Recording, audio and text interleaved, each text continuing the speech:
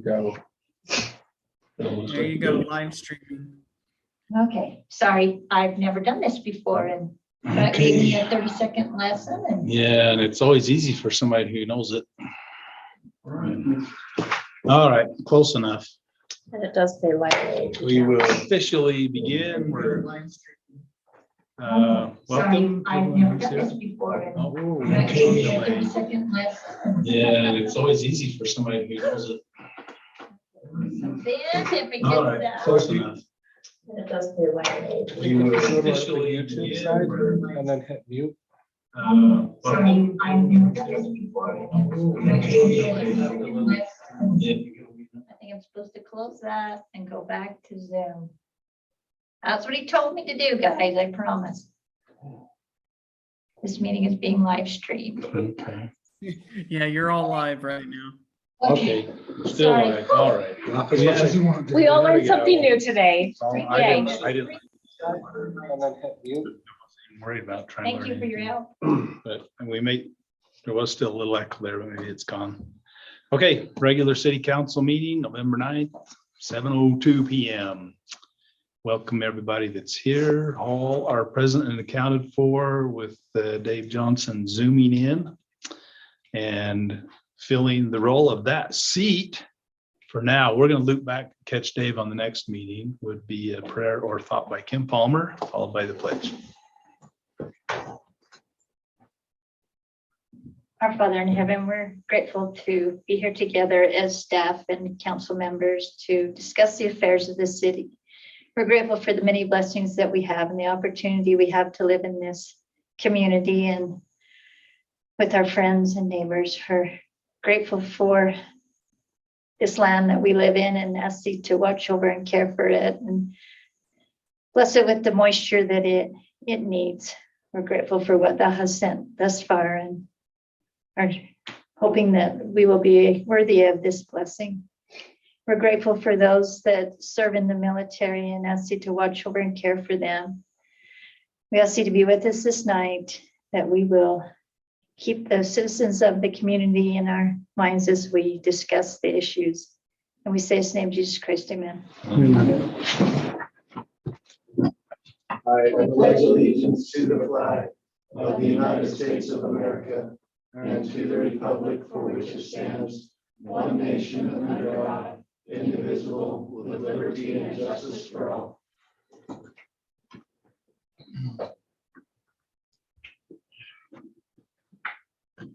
Okay, we reviewed the minutes, the agenda, any comments or corrections?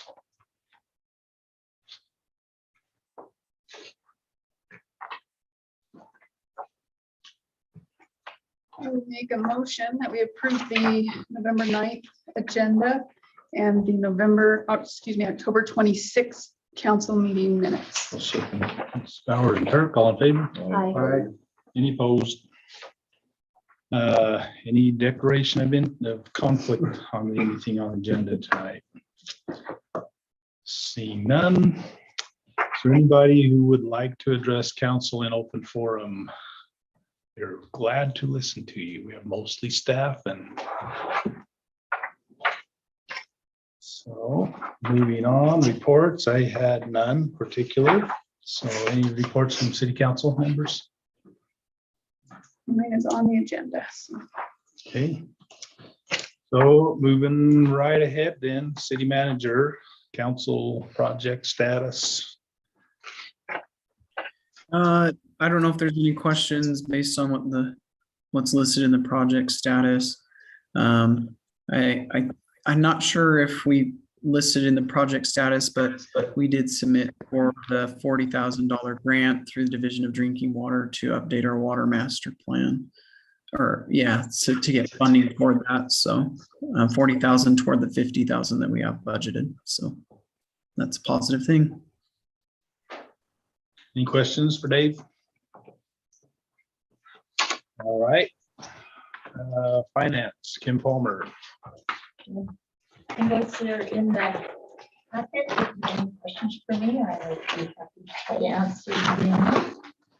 Saw nothing in particular. Might also mention, because Dave and I didn't get a chance to discuss it, is that we will have to canvass the election next Tuesday. So we'll have to hold a special meeting next week to canvass that election. It has to be done by the 16th, which happens to be next Tuesday. Were they not ready for us today? They canvass between the 9th and the 16th is the last day. And so our council meeting tonight is right at the beginning, and then the next one is after. So we'll have to do something Tuesday night, just real quick, come in and canvass that election. Isn't that what we discussed, Dave? Yeah, and thank you for reminding me of that. I will be out of town, just as a reminder, I'll be gone all next week. But yeah, we'll have to host a special meeting to do that. So that can be accomplished with any 3 council members, plus, more the merrier, but any 3 can get it done, right? Yes. How long the process is there? 2 minutes. We just have to. See the results of the election and say, yep, that looks right, and vote to make it official. So what do we plan to do then? It'll have to be, well, it has to be before the Tuesday evening. by the session that they told So us. so you're looking at next Next Tuesday, what time? 5 o'clock. Same time, same back channel.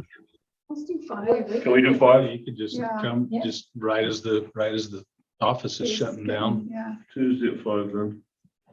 That's a good idea. Anybody like that? Yep. Okay, throw it out. Make sure we get a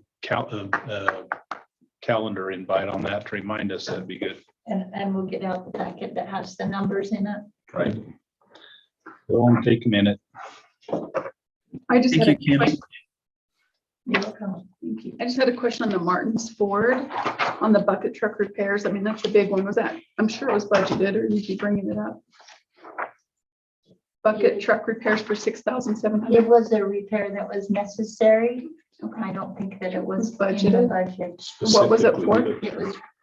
And Acre's coming up the tailpipe, so I don't know. I think I'm not that's much of a fine. decent mechanic, but Maybe that's why you took Last it time that there. happened to me, I just stuck we a felt like bolt we in it. probably want to put Christmas lights up and eventually get the 4th of July banners down. So we went ahead with it. So that comes what, from where? From what budget? That'll come from electric. Electric, okay. Thank you. No. Anything else on finances? Okay, water, it is what it is. Other questions? We're above average for the water year, yay. It's only been a month, but Yay. Oh, that's a lot better than where we were at last year.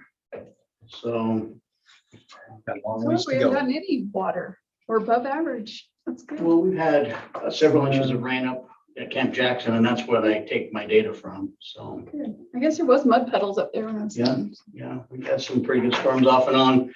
Just an update on the water line over here. Thing has been a challenge and a half, at least that much, but it's right above our PRV. Our PRV is where we drop the pressure. So we're really high pressure right there.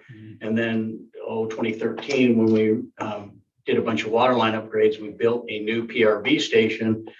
We had to use the old one while we were building the new one. So the new one's offset. We've just got a bunch of zigzags, and it makes it hard when it's really high pressure like that. But they got done repairing it last night at about 3 a.m. and it blew at 6 this morning. We had one property owner that received substantial damage to her home, quite a bit of flooding. And so she's had disaster cleanup folks over there today, and she's working. She has our insurance contact information, so her insurance company will work with ours. And Do we know what happened? what's that? Do we know why? Why what? Why the line blew at 6 a.m.? Yeah, so part of the, just past where we had exposed everything and made our repairs, there was a valve, and it wasn't mechanically restrained. It was just old concrete thrust block, and it didn't hold. And so we're putting everything that we're putting back today is mechanically restrained. We've been able to get all the parts that we needed. They're still over there working now. So When do you expect for it to be finished? Or don't you? I don't know. We're hoping about 10. we can get the water on. Unfortunately, we have a couple businesses that have no water, 3 at least. Hunt's Trading Post, Homestead Steakhouse, and Maverick. Yeah, Visitor Center, 3 or 4 or 5 residential connections too are also without water. So we just keep going at it. The guys got about 2 hours of sleep last night, and we try and work until we can get service restored. So Thank you for doing that. Oh, that's not fun. Anything else on that? Okay, rec report, David Palmer. Oh, it looks like you're running for council or something. Come sit on this side of the table.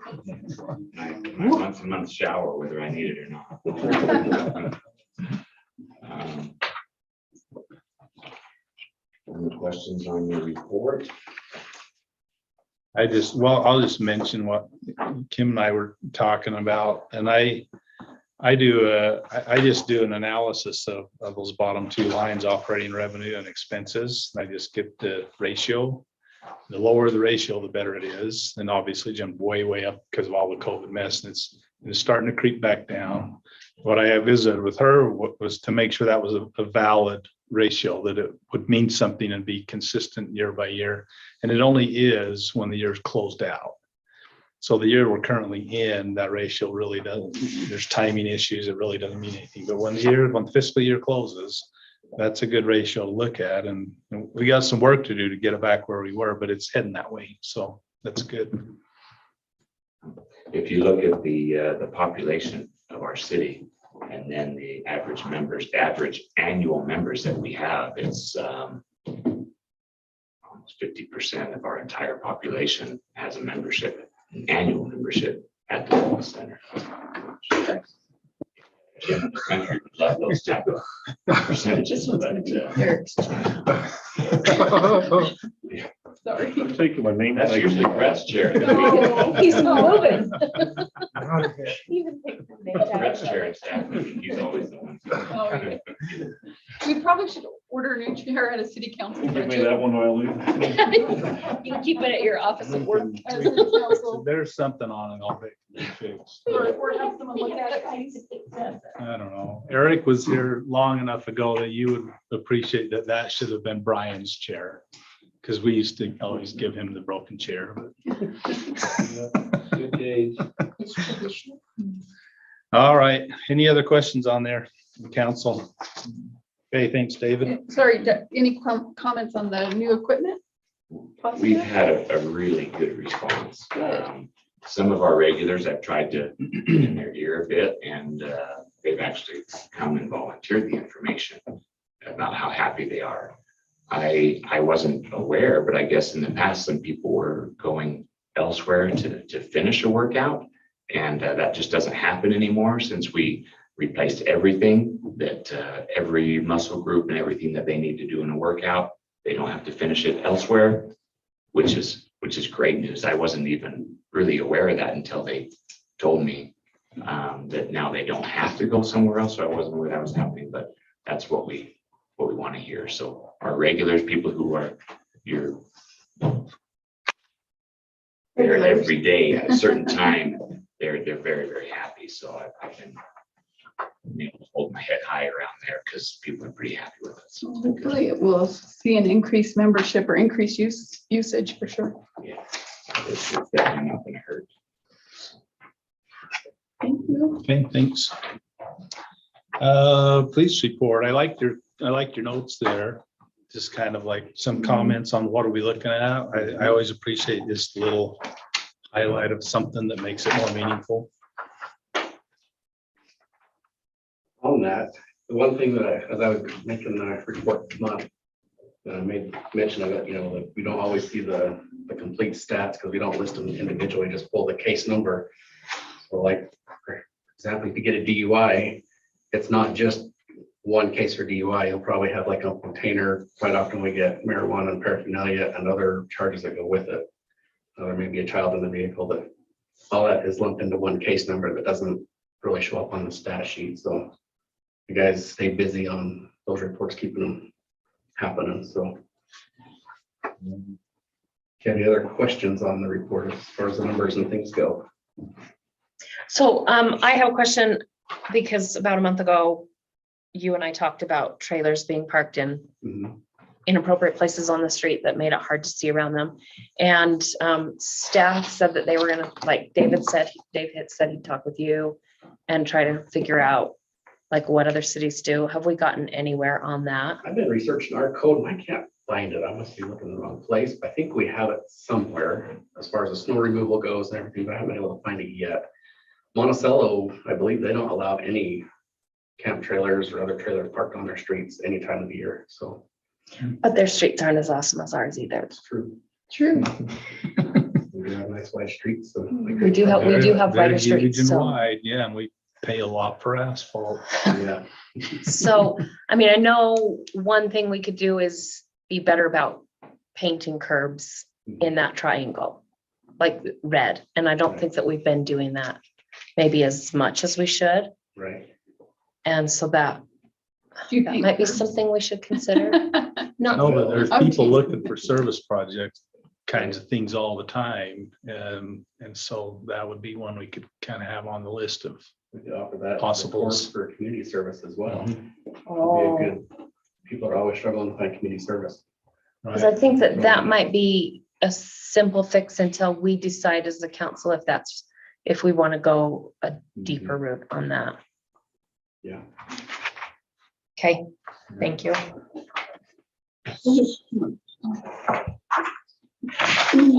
Okay, anything else for police? Okay, then zoning changes and recommendations on the planning commission. You speaking to this, Brett? Yes, sir. Yeah. So the city planning commission has spent quite a bit of time this last year working this stuff over. Dave Johnson has been involved in a lot of our meetings with the planning commission. And you got that in your packet, quite a few different recommendations. The main area that we focused on was the changes in state law that talks about ADUs, accessory dwelling units. Can you define that for me? Accessory dwelling unit. Yeah, in the Oh, packet, it's got the definitions in there. And there's different ones for different zones. Some have to be attached, some can be detached. Like in the R1 zone, you have to have an attached accessory dwelling unit. I mean, but I understand. Is it just an apartment, a home? I mean, what is an accessory dwelling unit? I don't. On I page didn't see- 23, it has types of Yeah, it has the accessory, definitions and for so different types. you It got can be the attached or interior, not the attached. attached, or the ADU. detached. And it defines them right there. Collectively, an accessory dwelling unit is a dwelling unit that is secondary to the primary dwelling on the property. But it's used by a family home, as a residence. You can rent, yeah, you can Other rent it than, out. oh, you can rent it, okay. Mhm. Thank Short, you. not It depends. short-term rentals, long-term rentals. Like monthly. So what's being presented here is an accessory dwelling unit is always a secondary unit to a primary. And depending on the zone and the way the code's written for each zone determines what type of accessory dwelling unit.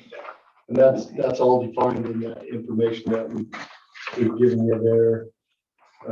If you look at the definitions and then you go look at the proposed changes to each of our zoning districts, it'll explain which one's either an interior or exterior or attached or detached type of accessory dwelling unit. In the R1 zone, we define those, Cheryl, as 700 square feet, a minimum of 700 square feet.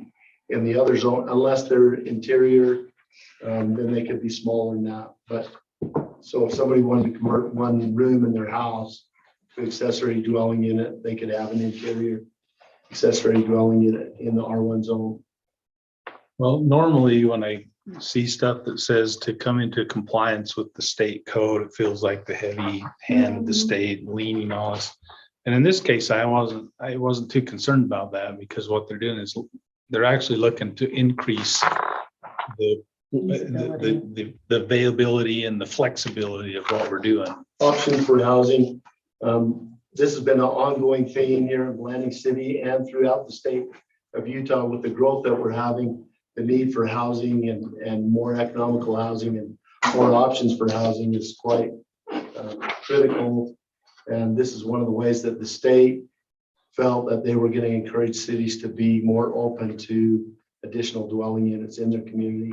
And the cost of doing any type of residential development is just going up by leaps and bounds. And this allows for some flexibility in people utilizing their property better, and for cities to utilize our utility systems better, because all these, like Dave explained earlier, these are accessory units to an existing single family home or a duplex or something like that. And so it allows us to capture more opportunities for housing in our existing land use areas that we have in the city. So currently, if somebody wanted to turn a bedroom in their home into a rental apartment and they're in a residential zone, they couldn't do that currently? Not in the R1, they couldn't. In the R2, they could. In the R1, they couldn't. But this is going to allow it in an R1, meeting these guidelines, because Yes. the state has put this law into place. The state put a law into place and they gave cities directions. These are the parameters that you have. And the planning commission went through those, looked at those, and this is what they're suggesting based upon our land use ordinance to modify or address those uses in our various residential zones. They put a lot of time and energy into this, thought about it quite a bit. A lot of changes. A lot of changes. Yeah. Yeah, they spent several months looking at this, and we also added some definitions in there for off-street parking. We want to put a definition in for that to clarify that a little bit. And we also made some changes, made some suggested changes to our commercial zone to allow for condo or studio or townhouse type development in our commercial district on lots that exist that are under a half acre in size. And so that's in there to give people another option of having a smaller building lot. It would be our smallest building lot that we allow in Blanding City, a minimum of 40 feet of street frontage, 4,000 square feet. So it would be another smaller option for people that don't want to have a yard and don't mind having a lot of noise around them. Okay, Are any of is any of our stuff more strict than what the state says has to be done? Are we in line with that? Do we just do what the state says? Do we do it more? How do we fall in line with? We can be stricter than the state, but we can't be less strict than the state. We meet the state requirements as far as our land use zones, but I think if you asked our city manager, he'd say that our zoning is fairly relaxed. Is that a correct statement, Dave?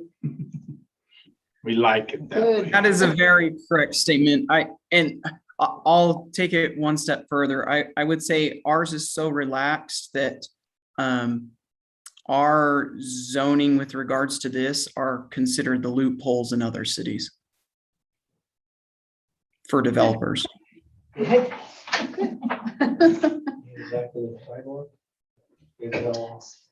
So in the commercial zone, I saw in here where it says you can take a less than a half acre lot and you can actually split that in a commercial zone Yes, ma'am. to, under this, your changes, proposed changes here. But you can't in a half acre or larger. Is that so that you can retain that space for a business in the future? We're trying to avoid taking business. But Right. the city spent probably $1.5 million developing a lot of commercial land on the south end of town that we annexed, where Clark's Market is, where the hospital is, and down in that area. And several years ago, we had a local family that had connections there, and they plopped a house right down in the middle of commercial. And with our existing land use, it was an allowable option. But the city spent, like I said, probably $1.5 million to develop that area to encourage more commercial development. And as we explored this at the planning commission level, there was two trains of thought. We don't want to have any housing in there, but no, we need to have housing.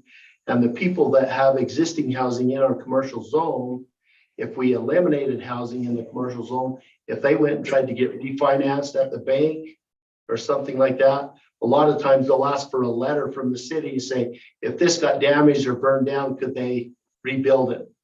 And if you don't allow housing, then you'd say, no, they can't rebuild or whatever. And so we specifically chose to allow housing to continue in our commercial zone on lots that are half acre or less in size. So we would not adversely affect the existing people that have residential development in the middle of town, in the old part of town. But we didn't want them taking a 3 acre or 5 acre piece of ground that's zone commercial and chopping it up into 1/4 acre building lots when we have very few big parcels of property left in our city for commercial.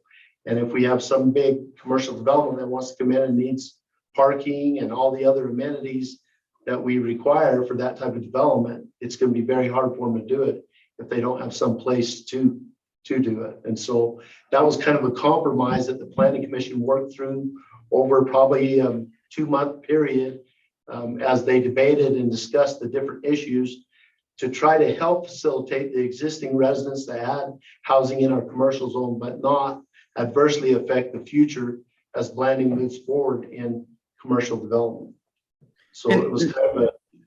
Yeah, that's good. If I can just add to that, I think what's being done here is creating a balance, saying, okay, we don't want our commercial zones to unintentionally be overrun by, say, a home developer that comes in.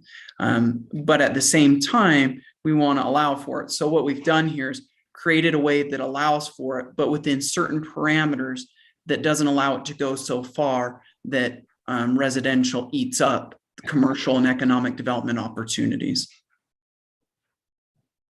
Thank you. for Well, that. you got any thoughts you want to add to that, Kellen, as the council member there? Yeah, I mean, no, like I say, it took a lot of discussion, a lot of work to get to where we're at, and I feel pretty comfortable. I think there's still some issues that maybe we resolved in other residential areas as far as more dense housing, but I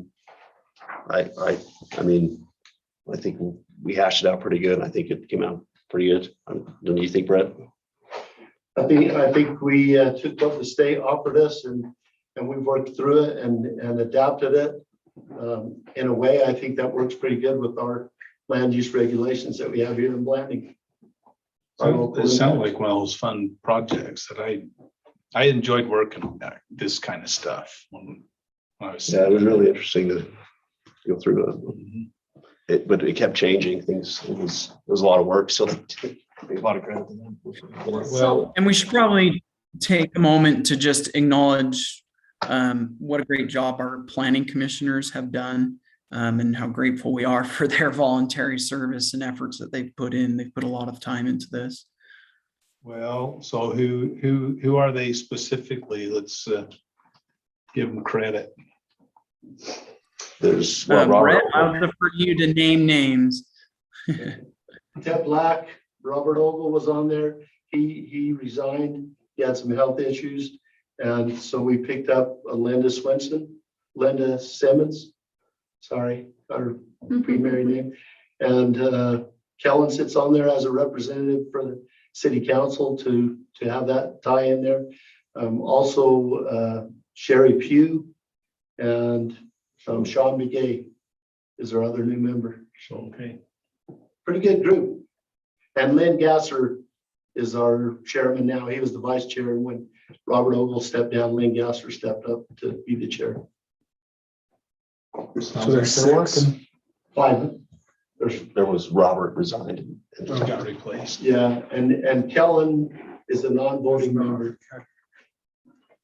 So just one more question. So with the lots smaller than a half acre, they would have to be used for multifamily housing?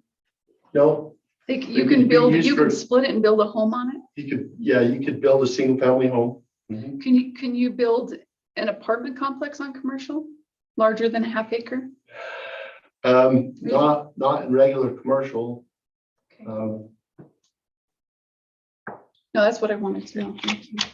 Yeah, the idea, kind of building on what you're asking there, is that On new lots, we didn't we claim want subdivision commercial- lots. If you had an existing lot, then we'd work with you on that. Just trying to figure out how we Yeah, get more complexes built. When you have land use, when the city sets a regulation, that regulation is not retroactive. It's from that point forward. So anybody that had an existing use that doesn't conform with that land use regulation would be grandfathered or allowed to continue the effective use of that property. And so when the city council sets a public hearing day, they advertise these, and if they approve these changes, then these changes would be from that point forward in time and not adversely affect somebody that already had something that did not comply with this. Thank you. So, Councilmember Bowers, just kind of get at what you're saying about the housing. What we didn't want was for the commercial areas to unintentionally unintentionally get eaten up to address the need for additional housing. We believe that addressing the housing needs can be done still through zoning, but planning in other ways. And we just didn't want commercial to be sacrificed to meet that need, because we definitely need economic development in commercial as well.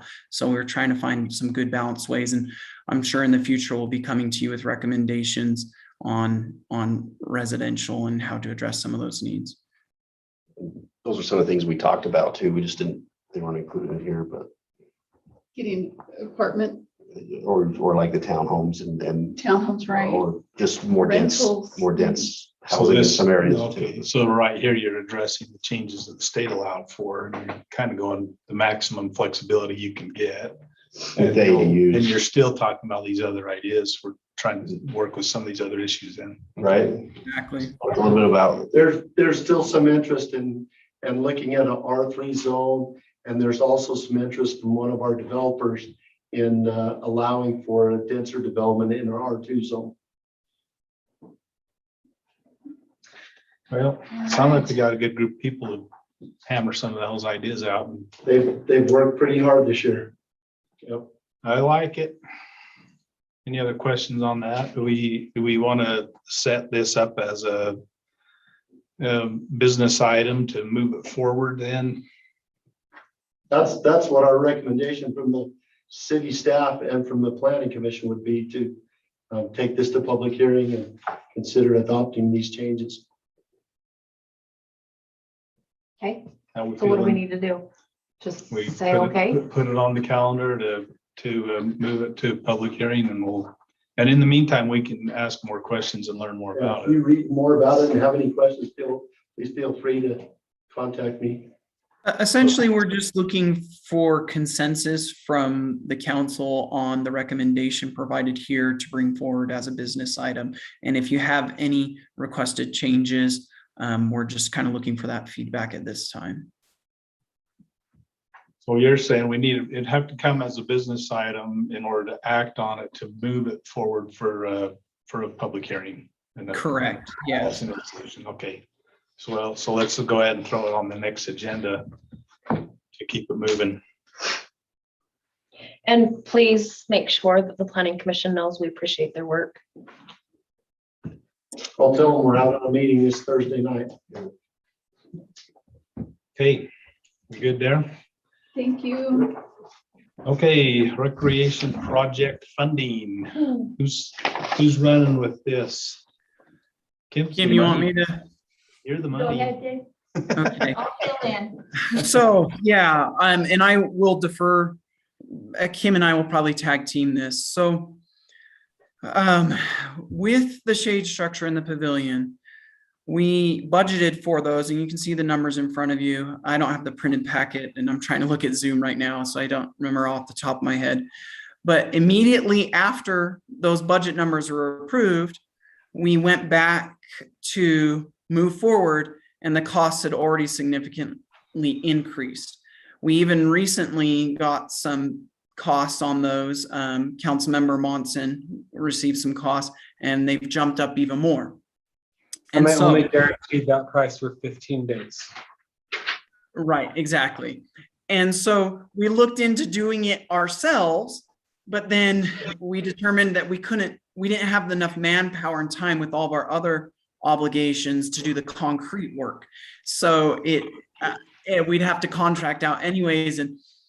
And so long story short, you can see in the staff memo there, in the staff report there, that basically what our recommendation is as staff is we need guidance from the council to decide, okay, we've budgeted X number of dollars, and I can't remember like I said, off the top of my head, it's right there in the packet. We've budgeted so much money. I think it's around like 250,000 worth of recreation things. But we have significantly more needs. And one of those needs that came up is the need to get a fire suppression system at the wellness center and indoor showers per health code and state code at the wellness center. As staff, we would prioritize in our recommendation addressing those two things first. However, if the council still wants to hold off on those, our secondary recommendations are listed in there of potentially maybe doing the pavilion and maybe baseball dirt. But we as staff really feel like and would strongly recommend that let's put those budgeted funds toward the wellness center to address that, because we have a good portion of that already. So this is the, oh, sorry, go ahead. Well, we already have the RFP out for the recreation master plan, so. Correct. And that is a match for a grant. So, I mean, even though you've listed it as number 2, I mean, really, we're moving forward with that.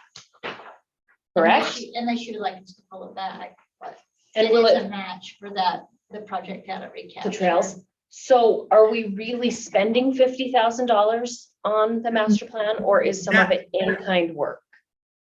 That's what we've budgeted, and we're waiting to see what the proposals come in at. Okay.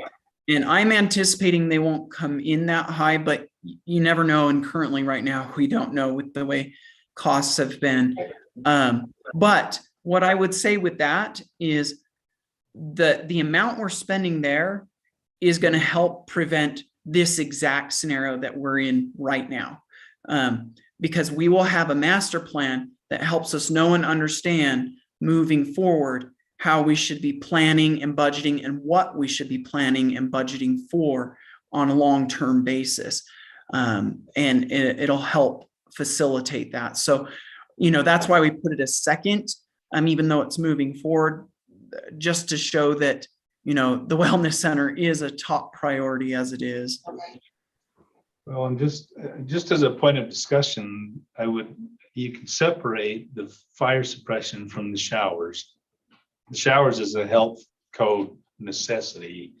The fire suppression is a capacity requirement in order to achieve capacity. So it has some flexibility. It's not a requirement, whereas the showers are. Correct. The other is a requirement if we want to host those larger events, and we've talked about the complexity of that, and the cost and which events it impacts. And so there's been a lot of discussion on that, but I would view them as two different things. One comment I'll make is that these bid numbers are a couple of months old. And we know with the supply chain issues, these are going to be different. They're going to be different. That's the first thing that I would comment on. The other thing, just for your information, is, and Dave, I'm not sure if you're aware of this, but David Palmer has been working on gathering information on how many showers do we need. The code isn't cut and dry on how many you have to have. It tells you how many you have to have, but it doesn't tell you do you base that on how many pool patrons you can have, or what's your average number? So he is working on that. He's been working with the health department on trying to get some numbers on that so that he can go to someone and ask them, what are we looking at here? So We do know that it's, if I remember correctly off the top of my head, that it's one shower head for every 50 patrons. And so what we're just trying to find out is 50 patrons in the pool, on the deck, etc. So we're just trying to determine what that is, but we do know it's one indoor shower head for every 50 patrons. Is that for the wellness center or the pool? That's for the shower. For the pool specific. So our showers outside don't count? No, that was the dilemma that happened. So what occurred was, we were having people slip. Sorry, am I having a weird echo? No, you're good. fine. Okay, what was happening was the outdoor showers, people were slipping on shampoo and things. And so I asked David, I said, please put up a sign that says no using soaps and shampoos, because I was worried about the liability. But then he informed me that the insurance said, well, no, you have to provide shampoo. And so I said, that doesn't make any sense because it's creating a liability. So they went back and looked at it and found out that where the requirement is actually you're supposed to provide soap at indoor showers, and that part of the shower requirement actually requires a line break from the shower to the changing room, which the one outdoor shower, first of all, doesn't meet, well, I guess there's two, doesn't meet the number of patrons requirement, and there's no line break in case, somebody is changing or just wearing a towel. There's no line break from them from the shower head to the changing area. And that's where we're also not fulfilling that requirement. And that's why it needs to be indoor.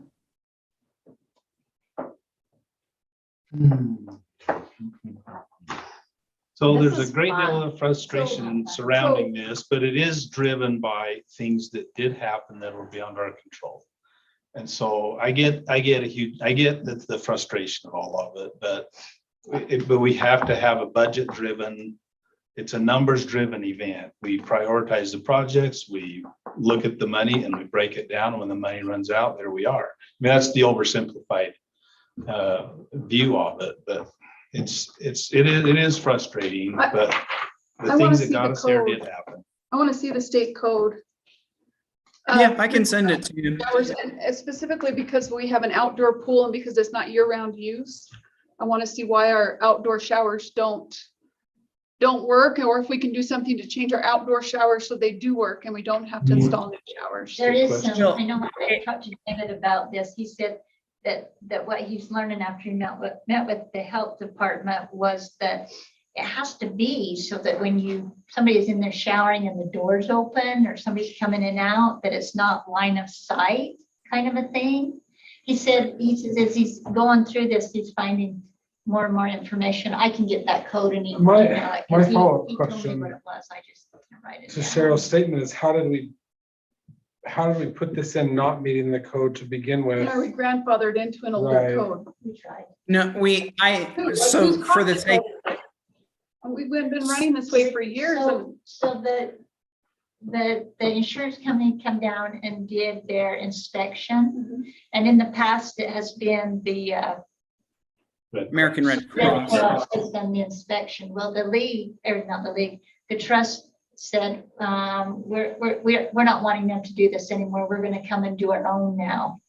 And so they came in and they've been kind of pushing it, saying, you have to have those showers. Why it wasn't put in Yeah. the beginning, I don't know. None of us was The- around at the The time. local health department. And signed we've off. looked into, Right. so I've spoken with the state fire marshal, both about the suppression system and some of these codes. And they have told me that our building is nowhere near old enough to be considered grandfathered with some of these building codes and health codes. And so I've asked those exact same questions. And frankly, the insurance said, hey, you, for at least this last season, they said, you can get by this last season on this, but in the interim, you need to figure something out and get it addressed to meet public health and safety codes. And I tried, I can, like we said, we can send you the code, but there is no, that we have been able to find, there is no alternative to this. And to be honest with you, when I first got here, that was one of my first questions, not even thinking about insurance or I was just thinking about working out. I'm like, I've never seen a recreation center with a pool that didn't have indoor showers. And I said to staff, I'm like, that's really interesting. And I wasn't even thinking about any of the liabilities or anything of that. And so when this came up, I looked at it and I looked at other recreation centers with outdoor and indoor pools, and they all have indoor showers for that line of sight, that line break from the shower to the changing area because of the state, because of the requirements, the health code requirements. And that's not something that someone like Brett or others would look for in their inspections because they're not public health inspectors. And we even looked at the report from the county health inspector when that was built, and there's no mention of that in there. And Somebody's saying they're gonna cancel. yeah, it, it's they'll add showers. I think we should just keep using it the way it is. Unless someone well, comes that in- just means we're liable. I For feel like we're creating more. injury. If someone slips on the shower, Yeah. then we put Well, down grippers. That's what I did in For my shower. public health. Yeah, I will- but it's not just providing soap. It's the two things. It's providing soap and having a line of sight from the shower to the changing area. That is the public health requirement. And I will tell you that Both. there have been visitors from other countries that have showered outdoor without clothes on, with children in the pool. And it's happened more than once. The lifeguards get to see it all. You could ask them to go inside. But they can't because there isn't a shower inside. I would imagine there's a reason they didn't put, yeah, that's true. Well, then you go shower at your. Well, so the person who should have known this was the architect, whoever the original architect was. That is their responsibility, and the health department with the county. Those are the two parties, whoever we hired as the architect and the public and the county public health should have identified that, because they're the ones responsible for the layout and the plans to meet public health code, and then the county for the inspection of that sort. My And question so- is our insurance company going to cancel us if we do not do this? Um, Because I don't. think they're doing anything. cancel versus not cover us if there's a liability. Yeah, I mean, I can't say, I don't think they would cancel our insurance altogether, but not cover a liability. And plus, we're talking public health code. That's just state code. The state holds us accountable to meet that code. So it's more than just about our insurance. It's about meeting legal Has the state. state been here? The state public health departments came and looked at it and said that it's not meeting requirements? Well, It's the county health department. I'm trying to figure out what it was. What do we actually need? What do we have to have? That's Yeah, who has that's what we're jurisdiction. working on. And really, back when the wellness center went in, we had a health department that honestly didn't care much about this area because they were based on a price. And so there wasn't a lot of manpower or resources devoted to our area. And that's probably a big part of why it didn't matter then. Now we have a health department that is truly local, and they are more So involved. did the and health they care department more. catch this problem? No, our insurance did, but we can't turn a blind eye to our insurance, and now it's public knowledge, so we can't just turn a blind eye to it. And if we didn't have showers, I wouldn't be making this argument, because I do agree that it's good for people to be able to shower. But my point is that we've been doing it. I don't know how long that building's been there now. What? 10 years. 10 years. 10 years. We've been doing it this way for 10 years. And I just think there's other things that are more important than, nobody's brought it up until now. It's just shocking to me that. Here's the code. We totally agree with the frustration. Or give me the code. That's a good idea. Give me the code. I have the code. David sent me an email. It's R392-302-25. And the title is restroom and shower facilities for a public pool. And then they included this: the facilities shall provide showers for each gender and shall enclose these showers for privacy. A minimum of one shower head for each gender must be provided for each 50 bathers or a fraction thereof. Okay. But So it it's may be supposed be in possible this to code. enclose the outdoor showers, which may be a cheaper option. There still has to be the line break from I the don't know. changing room to the shower. Or the line of sight from the changing room area to the shower. So either way, we would have to add an addition outside or make renovations on the inside. And that's probably in that code. That's as much as I've seen of it. So if when I'm changing, I have to be able to see inside the shower? No. It's the way Kim explained it, so that if you're showering, there's a line of sight from where you're changing to from where you're showering to the changing area. And that if the door were to open to the outside, you're not going to be visible. That it's all about the line of sight. And I'm, So if you build an addition, I don't know why, I don't know, I'm just saying this, if you build an addition, then you would build it to meet that. So then to just enclose those showers outside, I don't think that would work. Maybe it would, because then where's the changing? Right. yeah, that's correct. So where are we at on this? Because if they're letting us through this year, which is over, and we start the next year, when do we start the next year? Well, that's, We open Memorial Day. Like, are we already Yeah. 2 months behind and just twiddling our thumbs now, or where are we at in the process? well, that's what we've been trying to do. So David's been trying to find out from the health department that 1 per 50 for each gender. And I forgot about for each gender when I was explaining it earlier. He's trying to find out what capacity is that based on? Is that based on the capacity of those allowed in the pool or those allowed in the entire deck area? Because there's a distinction there. And I would assume that it's based on the occupancy of in the pool, not on the deck, but in the pool. Say bathers. Yeah, bathers. So yeah, to me, that would indicate that as well. David's probably not there anymore, is he? I wish he was. He had an appointment, I think. But I believe if it's based on the number of bathers, we had figured that it's about 3 or 4 shower heads per gender. But that's still kind of verify that. And I have actually I'm sorry, is there a weird echo?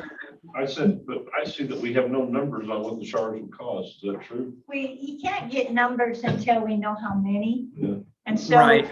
he was going to follow up from the staff meeting this morning. He said he was going to follow up with his contact at the trust to see if they could help him know how many showers do we need. So that we're in compliance, because this is so vague that. We might even be worth just getting a hold of an architect rather than trying to get a hold of the county. An architect, a good architect would know what those requirements are. And one of the things that I thought about is if you go into our restroom facilities in the wellness center, we have I don't know what it's like in the women's, but in the men's, there's 10 to 15 changing stalls.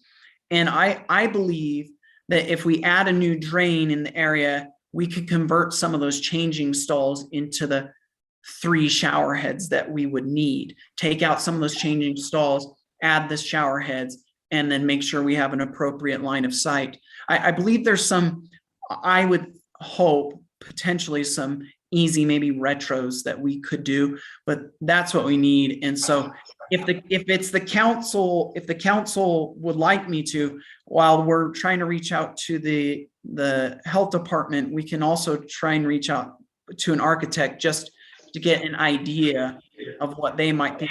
I think that'll still have to be signed off by the health department.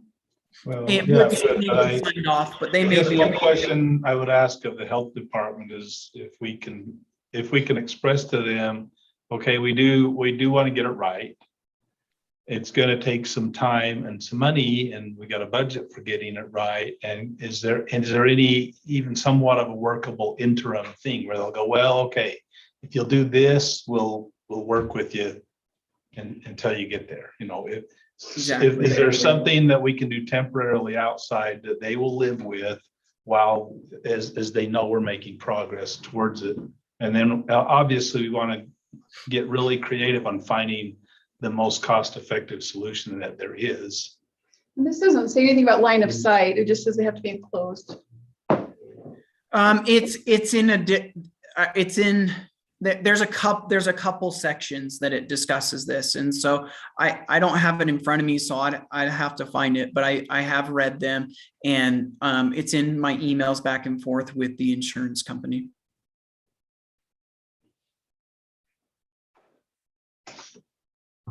Well, so that's an unknown. And here we are in our state of frustration on the whole capital projects thing that we're looking at again, so. With just unknowns again, because that's a priority, right? The showers, but then there's no numbers behind it. So we can't really I'm sorry. I just don't understand why it's so hard to get the health department to come in and look at that. What's the issue that we can't get them to come now? Are you hearing me, Dave? We had David Palmer was reaching out to them, so They're reaching out. Why aren't they just coming in and doing it? I don't know. That's a good question. I'll follow up with David, and we'll just see if we can get someone to just come to see and look at it. That important, then they ought to be here looking at it. Right. Hey, well, we'll make those calls tomorrow. If David hasn't already been, he was already reaching out to them. So I'll see what he's done and see if we could just get someone to come here and tell us exactly what's required.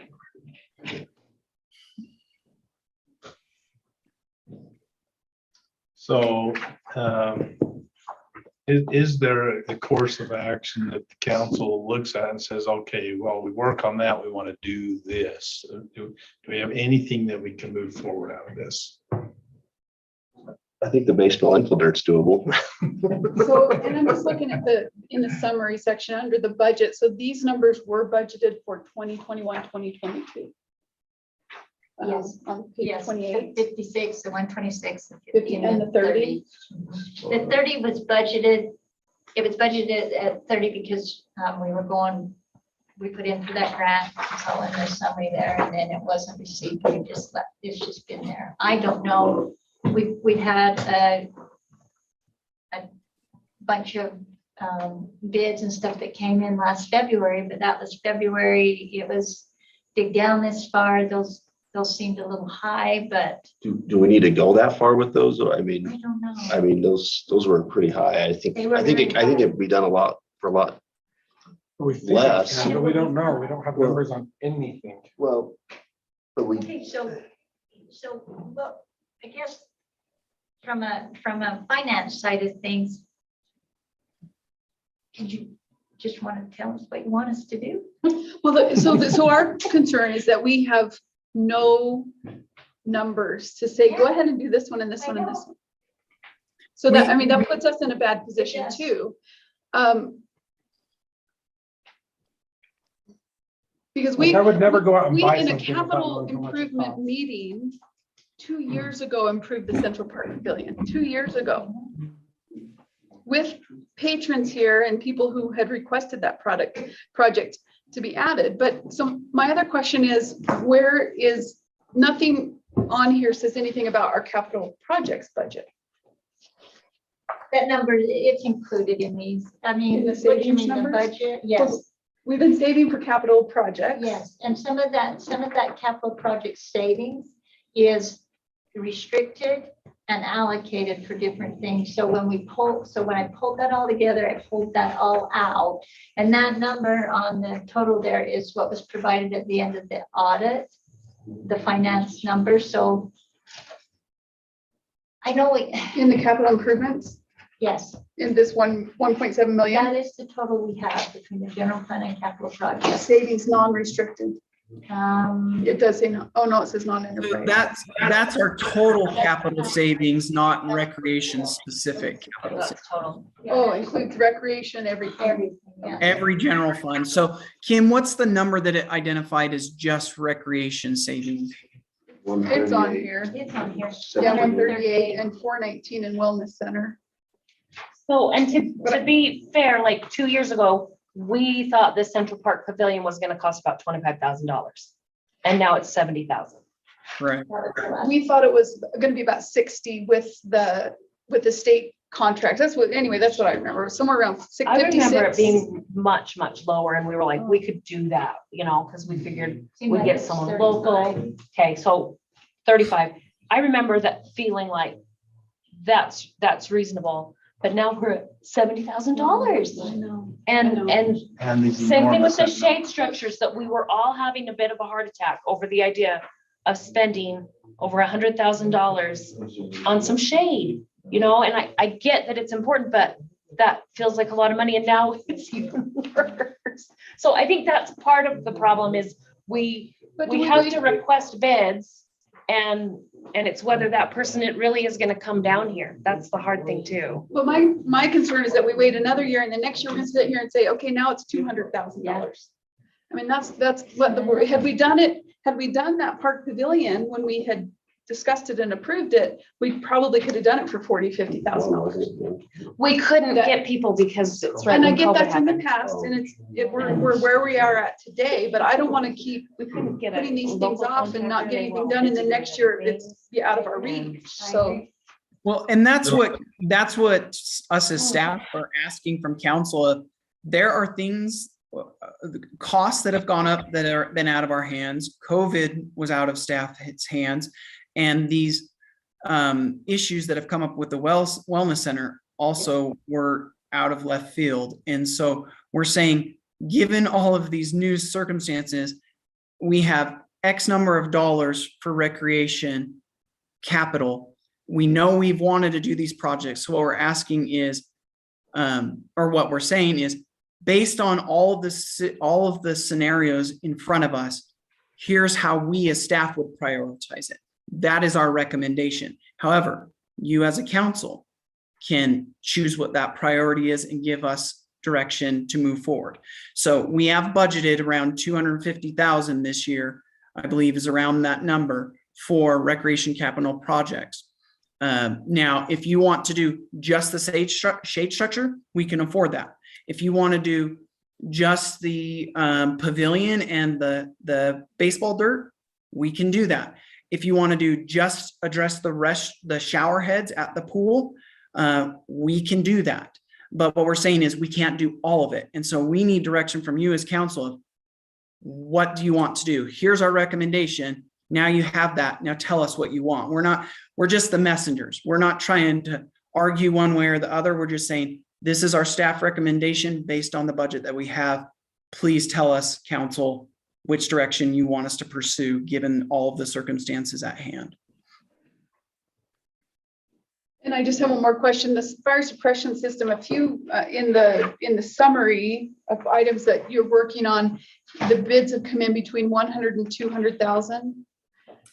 This is listed here, and I get that may be without some items that are needed, but that's what it says in the summary. And then we've got 400,000 on here. So yes, so the 400,000 is taking into consideration if we, because it's most likely that if we replace the fire suppression, or that when we add the fire suppression system, the fire alarm would need to be changed. So that would add another 100,000 on. So if you take that 200,000 plus about another 100 for the new fire alarm system, and then we've also cushioned that with, depending on if we have to do drywall work or any of that kind of stuff, that additional 100,000. So we're hoping that we can do everything for around 300,000, but based on the costs that we've gotten, those are coming in around 300,000. So we're sorry, let me clarify, because this is what the project report says.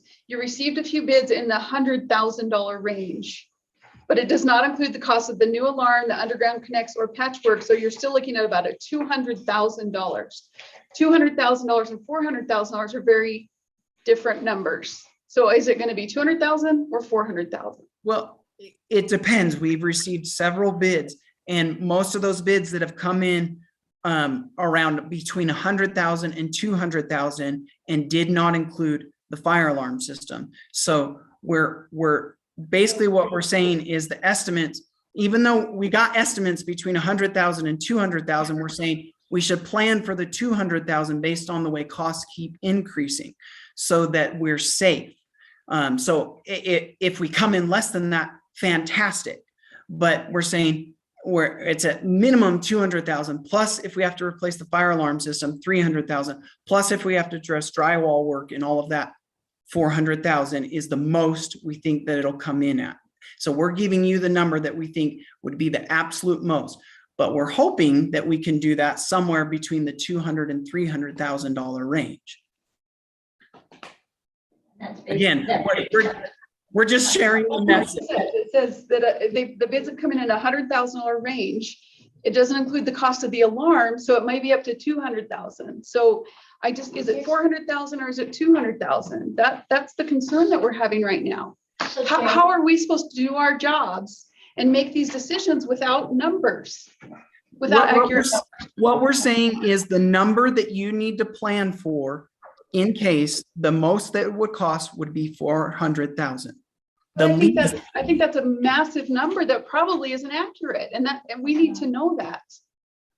So Yeah. So this 400,000 that is in the graph there was pulled from information that we had way back. Yeah, because at first they were coming in at 400,000, but then we got bids that were coming in around 100,000. So But maybe those new bids did not include everything. Then they said that up front, that this does not include X, Y, and Z, and Right, which which is that why you original said- bid Why did. you said it's probably going to be about 200,000. I'm just trying to figure all this out in my head, and I am a numbers person, and I like to see numbers, and I like financial numbers, and you can't do that. We don't know we can't make a decision if it's 200,000 or if it's 400,000. If it's 200,000, it's a lot easier, I think, to make that decision or to at least plan for that decision. If it's 400,000, that's a whole different, we may not be able to do it for a few years. So how would you feel about us going out and getting a real bid on that project? Because originally, I would think the fire suppression system would take precedence over shade structures. I would like to see a true bid on it, that, in my opinion, but that's my opinion. Then we need a true number on the showers too. well, and that's the thing is, so when we originally brought this to the council, at first, the council said, go get bids. And that was our recommendation. Can we go out for bid for this? But then the council said, well, let's hold off on that and let's do the shade structure and let's do the pavilion. So what we're basing these numbers on are just estimates. And so you're right, we don't have hard bids, but that was based on the council's direction. And so we didn't get hard bids. If you want us to go get hard bids, we can go do that. But we haven't done that based on the direction that we were given the last time we had this discussion. Before you start thinking money on the showers, let's see what they really have to say. Yeah. I sent a text to David to see if he must be in a meeting because I asked him if And they had. also on the showers, I found the code that talks about the designs to the break line of sight. That is section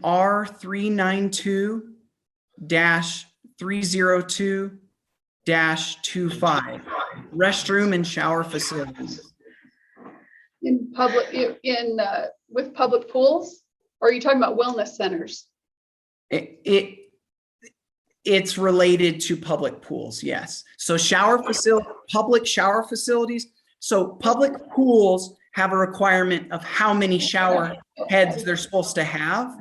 And then shower facilities, when they're installed, also have requirements. And so Shower facilities and public. Are there requirements for showers as far as working out area, or is it just all pools? So what we've been told is regarding the pools. So the pools have to have X number of shower heads. And then the showers have their own code that say that when you have indoor showers, you have to have this X and Y. And one of those things is What about outdoor showers? That would be my question. Great But the point. health department can hopefully help us with that. When is the RFP, when is the RFP closed for the recreation master plan? I'd have to double check with Pratt because he's managing that, but I think it's in a couple weeks. I'm slightly I worried think about we that can- as well. Why is Pratt doing that? But what, I had talked to someone that does these and they were like, yeah, the last one we did was 150,000. So. No, I did one in That Saratoga. does I did not one in excite me.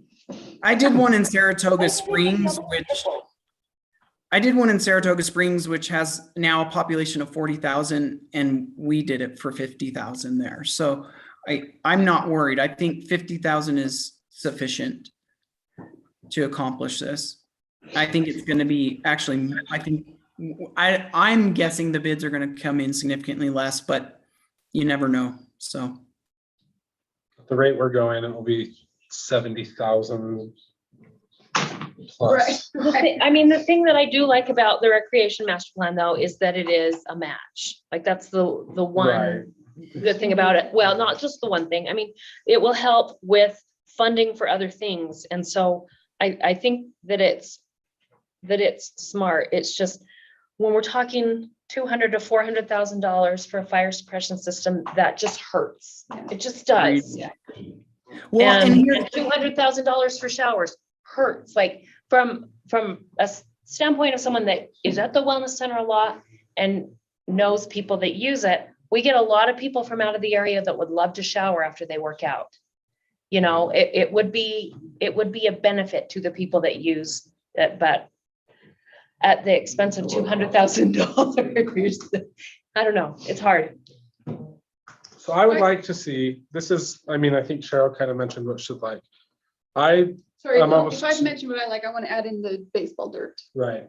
So I want to see numbers on the showers. I want to see numbers on the fire system. I would like to see numbers on the dirt, like not numbers from wherever we got them. What was that place called? Anyway, so I feel like that was, yeah. Dura Edge. Dirt. But then we get back to the, well, who's really gonna do it and who's gonna give us the bid, and we don't know is the answer.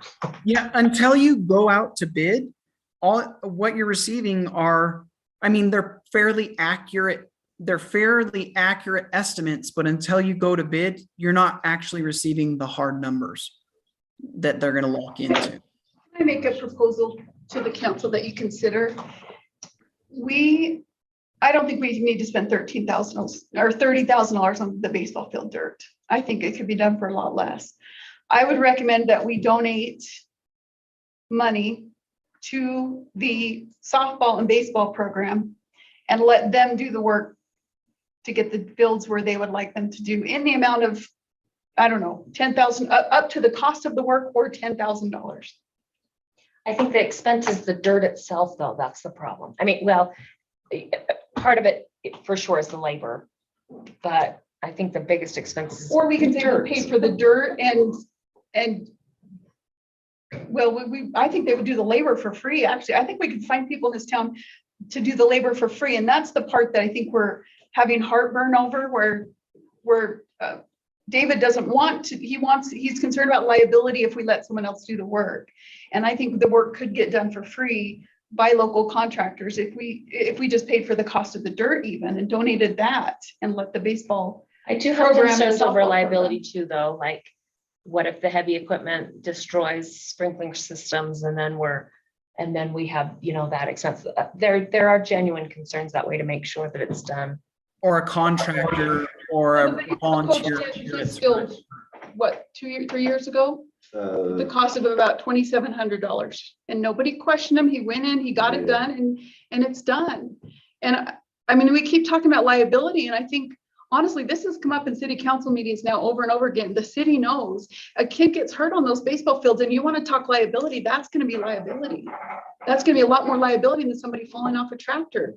Well, I think we can definitely do what you suggested, and I've actually said that already, that if we have contractors in town that are willing to volunteer their time, as long as they can show, as long as they have insurance to cover the liability of that work, then we should be okay.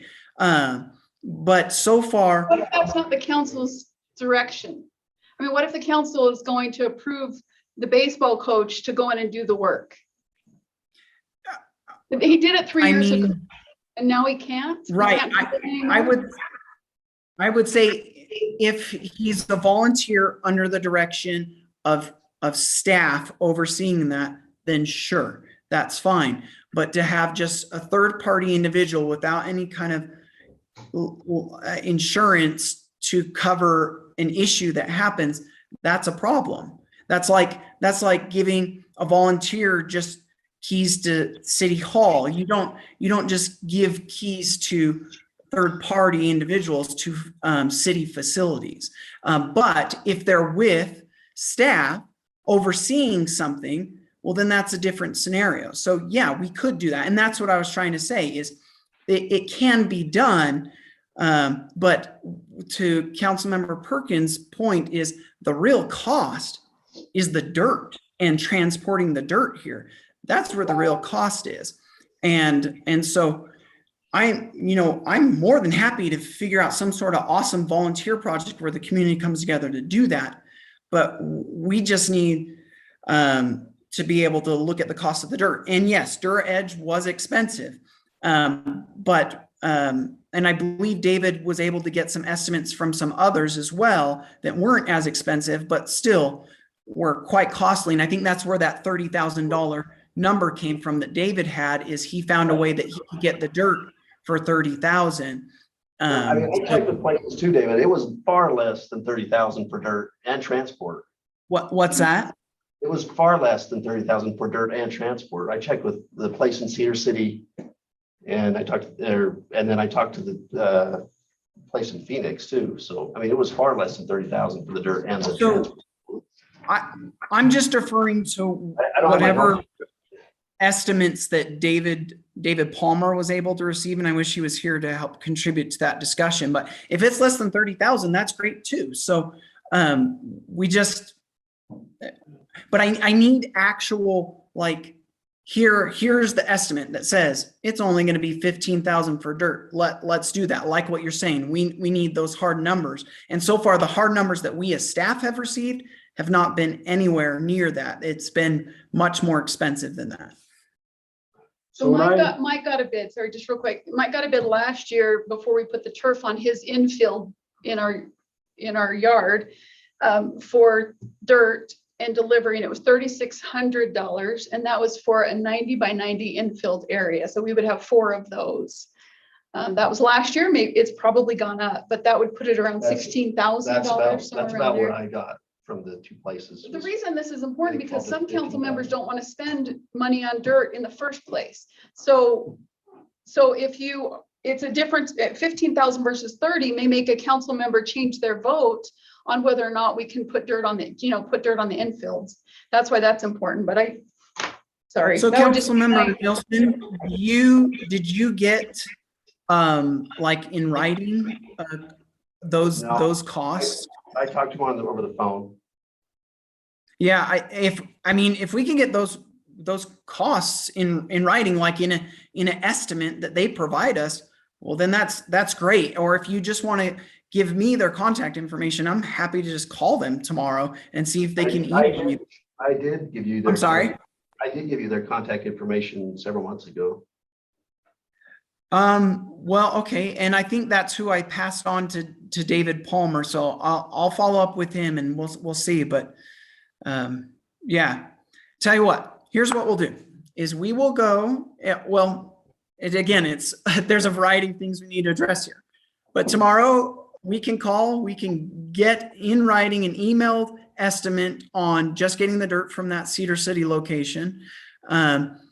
If you want us to, actually David Palmer, I think, was already talking, or maybe it was Brian, they were talking to a couple contractors about getting estimates on the showers, but I can follow up with that tomorrow too. And why don't we just come back the next council meeting and see if we can get more hard numbers on that, Not next more Tuesday. updates. I don't What's that? want the numbers next Tuesday at the No, special. I won't need, yeah, I'm talking about the first meeting or the second meeting in November. No, we're not. So I think it's like November 23rd is the next regular meeting. But at that next regular meeting, we'll bring you more numbers. We'll hopefully have some more information from the health department that then you can look at and maybe feel more comfortable in deciding which direction you want to go. If you have any questions, you're welcome to stop in, or give me a call or shoot me anything, and I can give you budget numbers that are a little bit more precise. Happy to help. And I'll just say, I mean, just based upon all of this information, I think we're gonna have to, in my opinion, we're gonna have to cut out the shade structures, and that hurts. That's hard. It's something that's important and needs to be done, but it's gonna have to be cut out, so. Okay, just the one idea that I've had is I would like to see us get the infill dirt thing done, in whatever way that we're looking at doing that, with some volunteer help, and we're providing the dirt, whatever we arrive at there. I think that we could do the Central Park Pavilion. I would like to see a hard number on getting that, and so we can say, yep, we want to do that. And and we can do those two smaller ticket items. And then you got to look at the big ticket items and say, okay, what's the plan for these? Because then what you're left with is 3 big ticket items. You got the showers, you got the fire suppression, you got the shade structure. What is the plan, when and if to pull the trigger on those, with planning to acquire the budget to do that? There are savings in place, but the reason that there's savings in place is because we guard them very, very viciously. And so when emergencies arise, we have it. But for us to have just moved forward with some of this, in COVID, we couldn't even get anybody to even talk to us. So that whole year disappeared. And then the costs went up, and then all of this other, it really would have been foolish for us to just say, well, let's just go ahead and do those things and we'll figure the other out, because it's kind of like you have your home budget, but you just got an $80,000 doctor bill. Your budget just blew up, and you better take a look at the whole thing collectively and make different choices. And that's where we are. And it is frustrating because it just all is. It all happened, and that's where we are. But that's what I'm looking at. I got 3 big ticket items, 2 smaller ticket items. I think we can do the smaller ticket items with the money that's budgeted already there, and then figure out how to budget for and accomplish the others in whichever priority we establish for them, if that makes sense. Can I just concur. clarify? So I've got it right here in the notes. You want us to get a bid on the Central Park Pavilion, I do. a hard and fast bid, the information, a bid on the dirt. And then we'll work on the showers and the suppression stuff.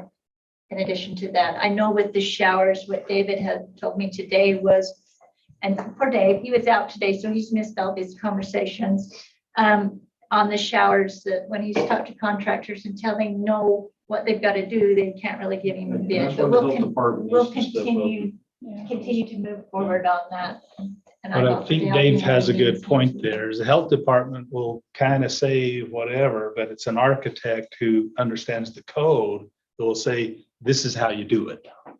Now you've got something that a contractor can bid on. The health department saying this is the requirement. Well, but how are you doing it? An architect tells you how you're going to do it. And that's a very different answer than what needs to be done. I don't And that would disagree be with my that. recommendation. The health department needs to tell us What? you can use 2 outdoor showers if you enclose them, or no, you have to have indoor showers and you have to have 4 of them. I mean, that's what we Then we need go from to an them, that we architect. can't get, we don't need an architect. to Yeah, get we that need the information. what. The architect will tell us the how. The contractor will tell us the price. Two questions real quick. Well, I guess first, within our agreement between the school district, like the recreation agreement, is there anything in there that says like that they will help us, that they're going to help us? Like, does this? It's phrased that we will coordinate together, basically, and I'm summarizing, we'll coordinate the mutual needs of each organization. So if we need to utilize a facility, we'll coordinate ahead of time to be able to use each other's facilities, and it allows for that. Is it an option to talk to them and see if they want to participate? I mean, we might know the answer, but Participate how? in funding it. Oh, well, it doesn't talk about that. It talks about usage, not funding. It talks about using each other's facilities, not funding each other's facilities. Well, maybe we could do that too. Well, I wonder if, I mean, maybe it's possible that they could utilize some of their maintenance crew to help with the labor. Maybe Right. that's a way that we could do it. Oh, you're talking with the baseball field? Yes. Sorry, I was still thinking showers. Yes, Let's get the We can school use their district to put in showers. I showers. was so Yeah. confused. Yes, I think we could coordinate that with the baseball, with the baseball team and the athletics and the school Who district. are the coaches? Like, we're talking softball, baseball. Who are we talking coach wise? Mike Bowers is the new softball coach, just this coming year. In baseball? Chance. Okay. And I'll just know that this conversation started before you got on council and before my husband was made softball coach, so. No conflict. Yeah, those are all. And No conflict. No, there is a conflict, which we are aware of, and we can still engage a proper discussion. That's the My stance was still the same back then. correct. I think if we can create those conversations and find out who can commit to helping, with the installation of the dirt and everything, I think that's a really viable way to get that accomplished. So, And I'll just tell the council, I really believe that if we can get the dirt and we can find out the cost of that dirt, we can get it done. There's a lot of contractors and people with trucks and, things like that have children on the baseball teams. And I think, I don't think think so getting too. it I done still is think gonna we're be the looking at problem. I would say we're still, the 30,000 is accurate. Probably close. Just because when I had started talking about this, it was that it had cost them about 3,000 to do the one field, but that was because years past they've done work on top of that. So that wasn't the total cost. That was the cost that year. And I don't think they took it To do down it. as far as we've talked about taking it And down. they said that with the other 3 fields, the lava rock, whatever that is, that's all it is. So we would completely have to remove that 4 to 6 inches and then build all that back up. So they estimated about 10,000 per field is the coaches that I talked to a year ago. So Which coach? Ryan Palmer. And we might it might turn into a thing where we do we do 2 fields and then 2 fields Right. another year. I think that would Whatever be it fine is. too. I think the baseball field is not, actually probably not in need right now. Anyway, if you're looking at the 3 other fields primarily, because Ryan did one field. I wouldn't have heartburn over doing one field at a time if it was really expensive. Okay. So- It's so where weird we'll that we're be. talking so I much just- money for Yeah, dirt. I hope 2 It's weeks so from weird. tonight, we can have something concrete enough that we can go, there it is, we're doing that. So we're and we getting move dirt on. and we're getting pavilion. That we I can, could have a that I start think on we that. can move on. The budget's already there for it. We just need a number to approve. so is there consensus from the council to move forward with both pavilion and dirt? Yep. Yes, Yep. you got yeses from everyone. All right. Well, we can get rolling on the pavilion right away. And then we'll get those estimates on the dirt. Okay. What do you mean we can get rolling on the pavilion? We already have the bid for that? Oh, Rolling is Getting- getting new. putting it out for RFP, actually. Right. Okay. Well, there's the state contract, which we can just move right forward with the state contract. Moving ahead, we got a resolution on the power project award. Terry, want to remind us what we're doing? Yeah, okay, so this is the Westwater Power Project. We have an agreement with Navajo Tribal Utility Authority. If you remember, we executed that quite a while back. So we've advertised the project for bid. We received 4 bidders, and that was great. Yeah. And that was kind of the end of great, Oh, unfortunately. So we're about $100,000 over budget. And because of supply chain issues, they committed to be done with the project by May 1st. Talked with their job superintendent. There's about an 18-week lead time on sectionalizers. And that's what's killing us in the metering cabinet. But Anyway, so long story short, we have the letter from Les Bell at ICPE recommending that we award. The way our contract is structured with NTUA is that we would build the project. They would pay us, prepay us for the estimated cost, which was $182,000, give or take, which they have done. And if it cost more, we would just bill them. And if it cost less, we would reimburse them after the project was completed. Because we're about $100,000 over budget between overruns on engineering, we went kind of back and forth, and they didn't like the design. They wanted something different. We changed it. They didn't like that. They said, let's go back to the first one. So we did that. But anyway, I reached out to Lester Lee with NTUA, and he responded. So I have an email from him saying, yes, please move forward. We still want to do this project, and we will continue to look for the additional funds, and that won't be a problem. So my recommendation is to council is that we award the bid to Cache Valley Electric for the project in the amount of, where is that? $260,389. Yes, $260,389. Is that the lowest cost bid? That's the lowest It is. cost. We had a bidder who said they could do it a lot quicker, but they were over 100,000 more. And so. When did they start? What's that? When would they start? They probably wouldn't start. So once we give them the notice of award tomorrow, assuming that you guys approve it now, it'd probably take them a little bit to get paperwork and stuff done, but they should feel comfortable in ordering the materials. So you'd have that 18-week lead time, give or take, before they'd start construction. And really the construction, it's about a 2-week time frame. It's not that big of a project. So, And they said they'll be done on May 1st. Huh? yeah, so that would be the drop dead deadline for them.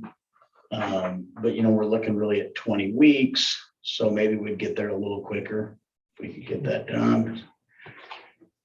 I mean, not really. So the motion would be to accept Cache Valley Electric bid at $260,389. Who wants to make it? I like Okay. it. Second. Good job. Monson and Nilsson, all in favor? I, All right. Didn't hear everybody think was there. Any opposed? Okay. Let them know they jump Okay, on the it. next one, I don't know if you guys were able to read through my staff report, kind of a little bit of a weird one. So way back when 2019, when we approved the Meadowlark subdivision, the Windscape Development / Travis Construction has been doing down here. In meetings with them, Jeremy Redd, the then city manager, committed that the city would participate in the development costs for the south side of 800 South. And the reason we did that, typically, if you're a developer and you come in and you're building a road to a new subdivision and you only have lots on one side of that road, you would build half the road or half the road plus 10 feet, just enough to get vehicles on it, but you wouldn't do curb and gutter on the opposite side. You wouldn't do sidewalk. The Black family lived on that west half. They've since moved, but they were there then. And because that had been existing for so long, it wasn't going to be a new development. Someone was going to have to pay for those improvements, and it was probably not going to be them. And then UNHS owns the east half, kind of on that south side. So the city, Jeremy agreed to do that, kind of a handshake agreement. And so we wanted to get this development agreement in place so that we can meet our procurement policy, essentially. And we put this together. Kendall has reviewed it. We didn't want to set some precedence that a developer could just build something and then bill us later, which this maybe looked like. And so we've put the language in here that this is to memorialize a previous agreement. And so I think I put the invoices in here. Maybe I didn't. Oh, no, I did. And so we would be essentially cutting a check for just under $90,000 to Tri-Hearst, the city, and then we will invoice. We may already have invoiced UNHS. We will invoice UNHS, and Byron Clark knows that's coming, and they agreed to that.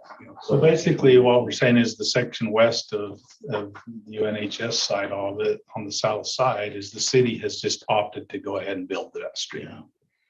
Knowing that it would be better to have a complete road and be done. And I don't know if you've had a chance to look at it down there. It looks really It's good. nice. It's nice. Looks like they're starting building too. Yes, they pulled a building permit on one single family residential home. And that's just coming out of our roads budget, like Yeah. what? Okay. Yeah, and we have budget because we always budget all of our roads money Mhm. forward, with the Okay. exception of our trust money or whatever. So I would recommend that council approve this agreement, which is called, Windscape reimbursement agreement. there you go. Yep. I make a motion that we approve resolution 11-9-2021-2, the Windscape reimbursement agreement. Perkins and Nilsson, all in favor? Aye. I think that's everybody. Thank Okay. you. I'm Well, heading then back I'll to add, the I'm water. not sure I like the handshake agreement for $44,000. No, it probably was not done properly. Yeah, It should have been part of let's it. not let that happen again. Okay, it wasn't, but It should, yeah, it should have been just part of the council discussion to say, do we want to build this road? And council would have said, yeah, let's build the road because everything else is happening too. Was the right choice, done the wrong way, possibly. But there we are. Now we straightened it out. We fixed our mistake. Okay, county redistricting letter. So this is probably just to ratify, is that what you call it? Well, we had We've the letter that everybody, I guess, approved it kind of last, independently yeah. said, sure, we like it. I don't know, 'cause I wasn't in the loop on that. I just wrote it. There Dave, are were, you muted? Or So I attended the Sorry, last, what was that? I just want to make sure you wasn't muted. Oh, no, So I'm here. I attended the last commission meeting. They did it on Wednesday of last week, and at that commission meeting, during the open comment period, I read this letter in so that it was into the minutes. When I got done, Commissioner Adams asked that the city of Blanding provide a map, a recommended map. So I got information about how to draw those maps, because that's not a small task to just create a map with population numbers and all those things. And I don't know if he was trying to make us feel included. I'm not quite sure, because it's not as easy said as it is done. But they then had a gentleman there who they've hired to create recommendations for maps. He had they presented several maps. It was incredibly confusing. He really only was giving them one option. It included changing some of the boundaries in Blanding, specifically for commission and school district both.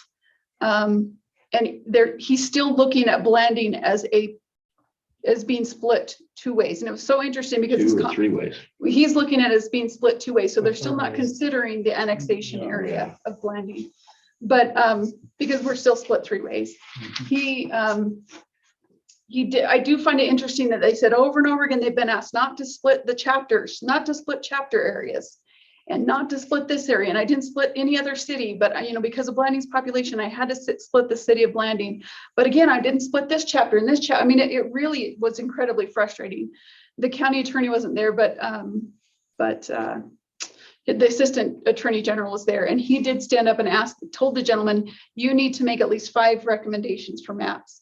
And several of myself and Kim Henderson also stood up and said, you need to have public meetings on this. You can't just approve a map in county commission without letting the public have some input on what you're doing. So I will give Willie Gray as credit. He said, we've got to have meetings about this issue. You've got to have meetings and present these maps to the public. So they gave us a website. I went to the website. It's called Dave's Redistricting. If any of you want to look at it, he's created a way for you to create maps based upon populations. He's in all of that information from the census is inputted into his It's not map. county, right? No, it's not do it. Like I looked at it and I could only do like Entire counties, you congressional. can have an state. entire county. It's congressional. So I was able to get down to the county level. I couldn't get there. Oh, no, it's not, I was able to get to the county level, but I couldn't get to the city level. So we're kind of at the point where I personally think it would be good for us to make a recommendation if we can figure out how. Because again, I think that information is helpful if this ever does end up in court. And plus they might listen to our recommendation, who knows, but I think even more important, if we can figure out how to make a recommendation by drawing a map, is that we give input on the maps that are going to be proposed. So at the next meeting, I think he's going to propose several different maps. But I got to be honest, I don't think he heard one. I don't even know if he heard anything that I said when I read the letter, the guy who's actually drawing the maps, because he kept saying, I'm only splitting Blanding 2 ways. I'm only splitting Blanding 2 ways. But in reality, if you look at it, it really is almost the same thing. And that's what he's recommending, which would make it almost nearly impossible for us to get a commissioner. Now, I will say one positive change I did see is he took the north half of Blanding up even north of my house that used to be in I think Kenneth's area, Kenneth's district. He took that and he put that into District 1, which is my district. So it does give Blanding a few more votes. And I then said to Kim, well, then Monticello is at risk of not having a commissioner, because I think both cities should have the ability to vote in a commissioner by district. And so she recognized that as well, but that one of the maps did change some of the population in the northern part of the county to be in District 1, which would give us a more fair opportunity to have one commissioner in Blanding, from Blanding. So I hate to say, I was hoping we could sit here today and say, let's present a map, but I don't know if we're going to have the capabilities to draw that map. Yeah, see, the level of sophistication to do that, that's why people make a living doing that. Right. It's extremely difficult to do that and make the numbers balance and all the rest. If I was going to give them a map, I would give them this map right here that says, There you go. you need to draw a map that looks somewhat like this with the populations balanced. That's the one that we will support. Let's do it then. And I think beyond that, it's their job to draw the maps that are to be considered. If this isn't one of the maps that's considered, then I think they're negligent in doing their job. They've hired somebody who has the expertise and the experience to do it. Let's have them produce that map. And so that at least it's on the table so that it can be observed. It'll be stricken down, but you have to fight the fight, and so this is the only map basically, that preserves Blanding as a community of interest. And we have to force them to recognize, if nothing else, that we're being split 3 ways, because it's asinine to assume that we're not. The community is being split Right. 3 ways. The incorporated city is being split 2 ways. Well, the incorporated city is not the community. The community is everybody who calls Blanding home.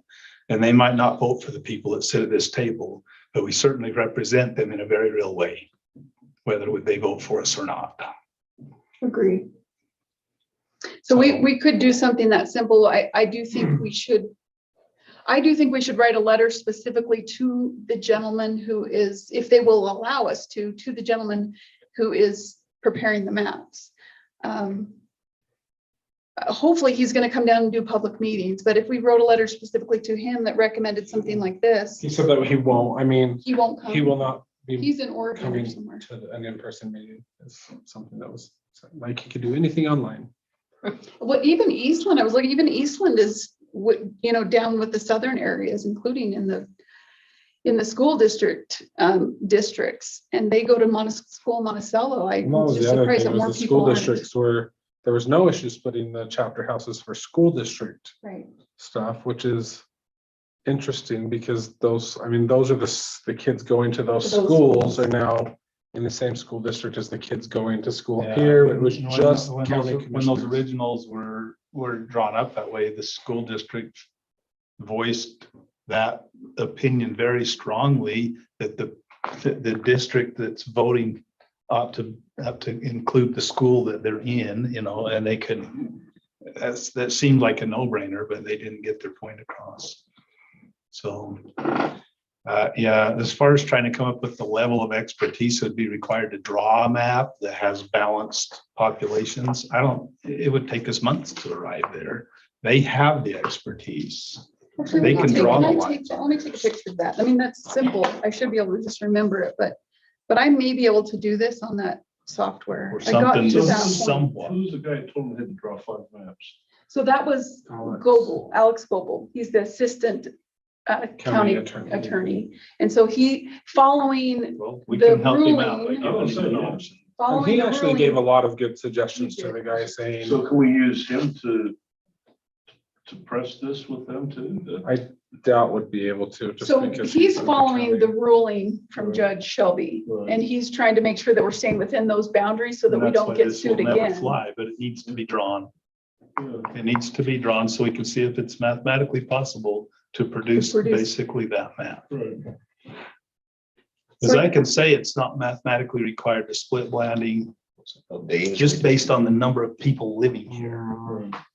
But can you accomplish that in the drawing of the lines? That is a different question. I will admit that's a slightly different question. Can it be accomplished when you actually go to draw the lines? I don't know. Well, and the reason, I mean, I think they have to redraw the boundaries whenever the census is done. So we're talking 10 more years before we could get a commission who's willing to look at this again. And so it's really important that I think as Blanding City Council members, ensure that Blanding is represented in these decisions. And my recommendation would be to try and draw a map and to consider writing another letter that is very clearly outlining, you're not splitting Blanding 2 ways on this map he's recommended, you're splitting Blanding 3 ways, so that, and seeing if it's possible for us to send that letter to the person creating the maps. I don't see why not. Yeah, Maybe we it'll be should, next I week. think we should be able to throw that. Our meeting will be next week. And he's gonna present maps for them to vote, and hopefully they're still gonna push that, have you had a public meeting on this? It's shocking to me Well, they haven't. I don't The think county they website had. said that last meeting was a time for public input on redistricting. They advertised it as that. Mhm. But the maps were uncomprehendable, in my opinion.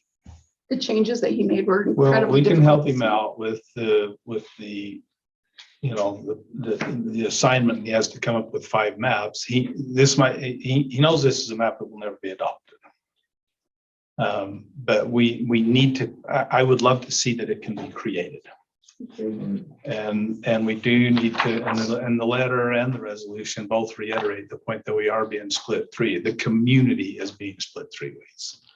There is no way you can argue otherwise, not if you're a rational person. But somebody from the outside that doesn't know, they're acting on what they've been told.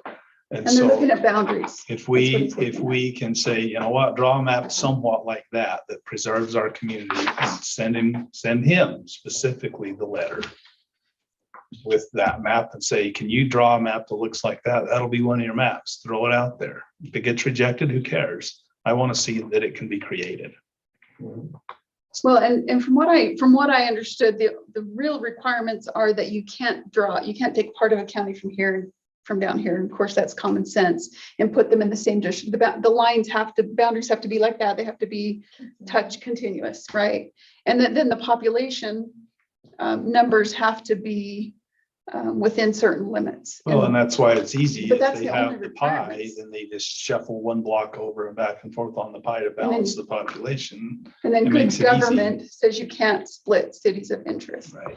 But, let me just add too, for anyone listening, I'm not saying that I think it's a good idea to split chapter areas or split Monticello or split anyone else either.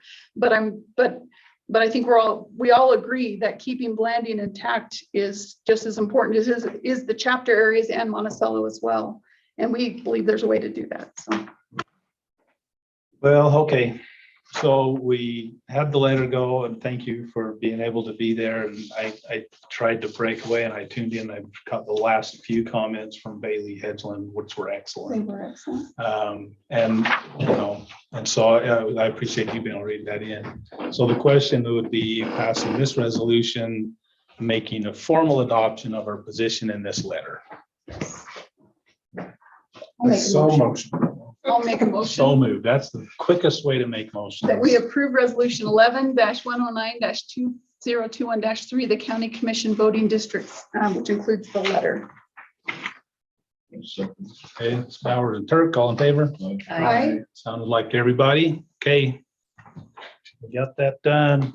We're moving forward. I know of no reason for a closed session. I make a motion, we adjourn. Perkins and Nielsen, all in favor? Aye. Okay, good work, everybody. Thank you. Thank you. Thank you. Okay, how do I turn off I think it is.